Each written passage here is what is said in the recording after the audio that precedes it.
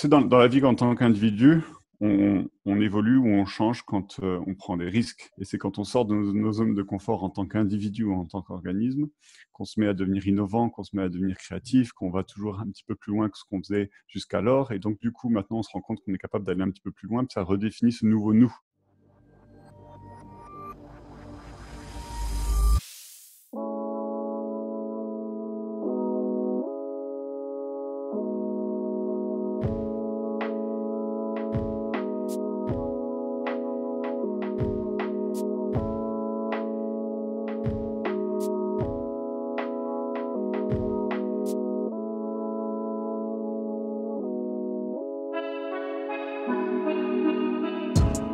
Il y a 2 mois, on a vécu une sorte de transformation organisationnelle qui est l'équivalent chez un foyer à un déménagement. Nous, on a vécu une situation qui nous a forcé un petit peu à changer les choses de place.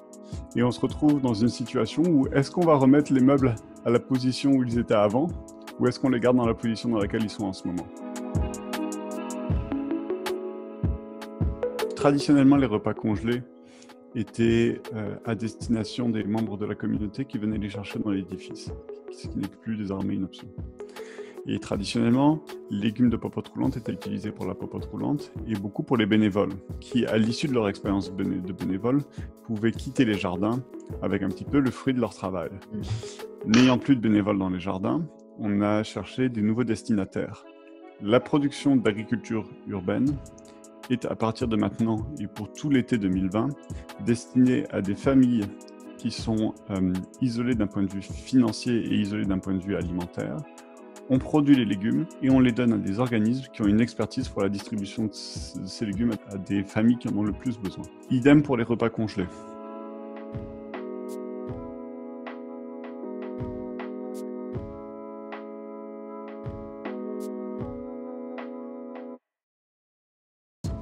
Et on s'est quand même fait la réflexion, c'est pas parce qu'on fait des changements d'urgence en ce moment que ces changements ne doivent pas être alignés avec notre nouveau plan stratégique qu'on a publié il y a quelques semaines. Et que notre nouveau plan stratégique disait « Centropole souhaite faire un effort pour aller rejoindre des populations marginalisées avec lesquelles on ne travaille pas d'habitude. »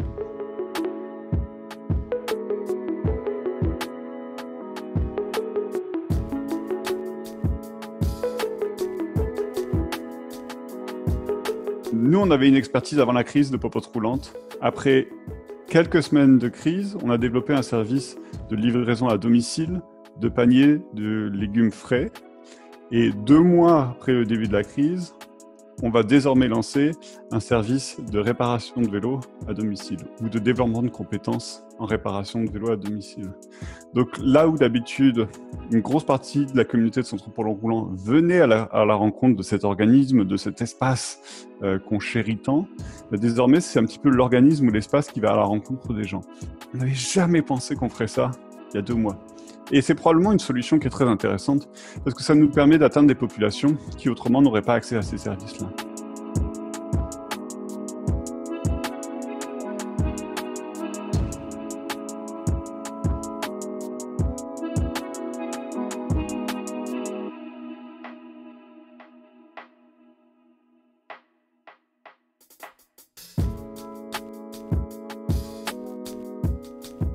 Je suis content qu'on grandisse, je suis content qu'on améliore notre impact. Est-ce que je suis content que la situation soit comme elle est en ce moment? Non, parce que certaines personnes le paient de leur vie, et puis ça crée tout un tas de situations complexes pour beaucoup de monde.